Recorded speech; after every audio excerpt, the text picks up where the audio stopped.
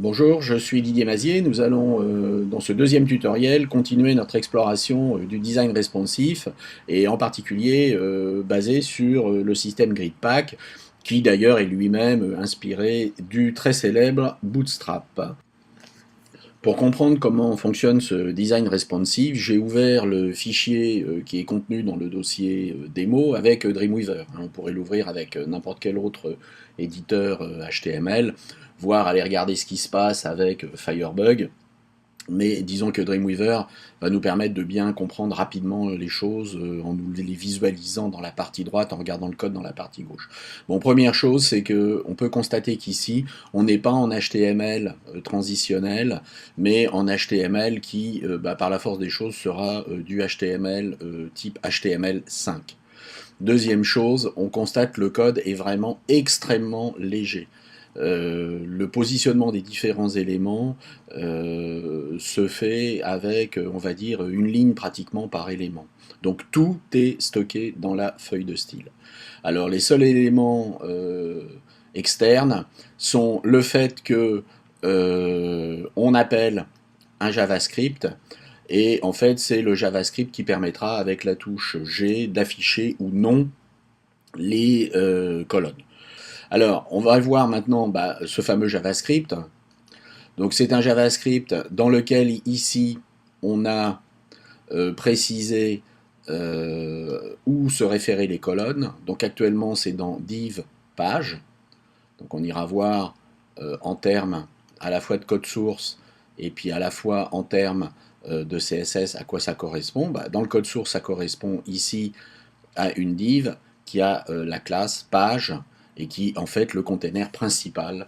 En observant la feuille de style CSS, qui d'ailleurs est très bien documentée, en anglais évidemment, on constate que on commence par déterminer les éléments principaux, body, HTML, div, c'est-à-dire ici on fixe des marges à 0 partout, et puis ensuite on définit le container principal. Alors en ce qui concerne ce container principal, vous constatez que il est fixé à 95%. Donc si vous voulez bloquer cette largeur, il va falloir modifier les paramètres de largeur et remplacer la largeur principale de 95% par une largeur qui serait de 95% et une largeur maximale qui serait fixée par exemple à 1000 pixels ou 1200 pixels, ce qui permettrait que votre page vue sur des navigateurs et des écrans très grands, vous voyez, est limité ici à les 1200 pixels. Et après, on a évidemment quelque chose qui resserre, comme on l'avait vu précédemment.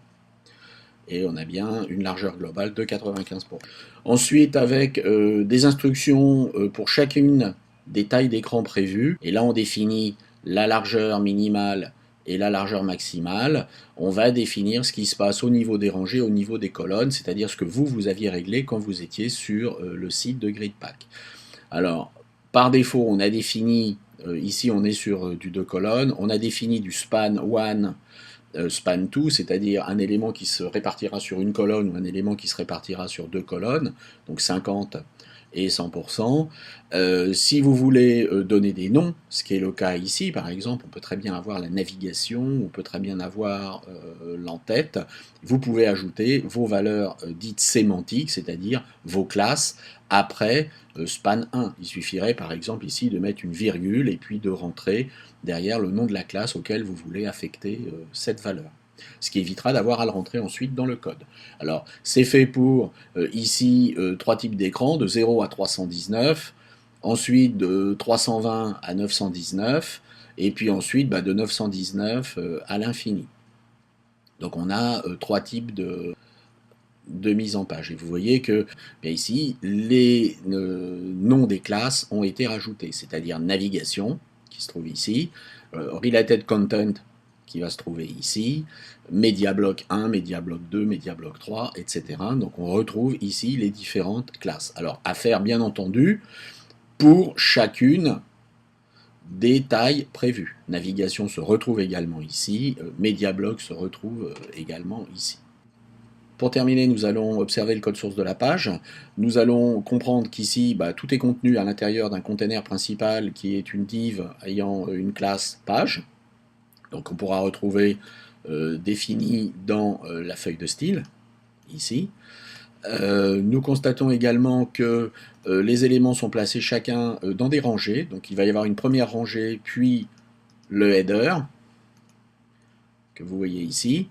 Et puis ensuite il y aura une deuxième rangée, dans laquelle vous retrouverez la navigation, le main content et le related content. Alors notez que leur classe, ici on a un sélecteur de pseudo-classe, c'est-à-dire qu'on a une navigation et qu'on affecte également une classe call. Pourquoi on affecte une classe call? C'est ce qui va faire varier la taille. Les valeurs principales de la colonne sont positionnées ici, donc en gros là c'est la couleur et puis la bordure et puis 2-3 détails, mais ensuite nous avons une classe call qui s'applique pour les tailles d'écran inférieures à 319 pixels, nous avons ici une autre valeur qui s'appliquera pour les écrans supérieurs, etc. Donc il est très important ici, à partir du moment où on a prévu call, de pouvoir le réutiliser. Voilà, donc dans le prochain tutoriel, nous verrons comment, à partir d'un paramétrage que nous aurons fait sur le site de GridPack, comment faire nous une mise en page qui soit spécifique, telle qu'on la souhaite, et en partant de la page blanche. A très bientôt pour le prochain tuto.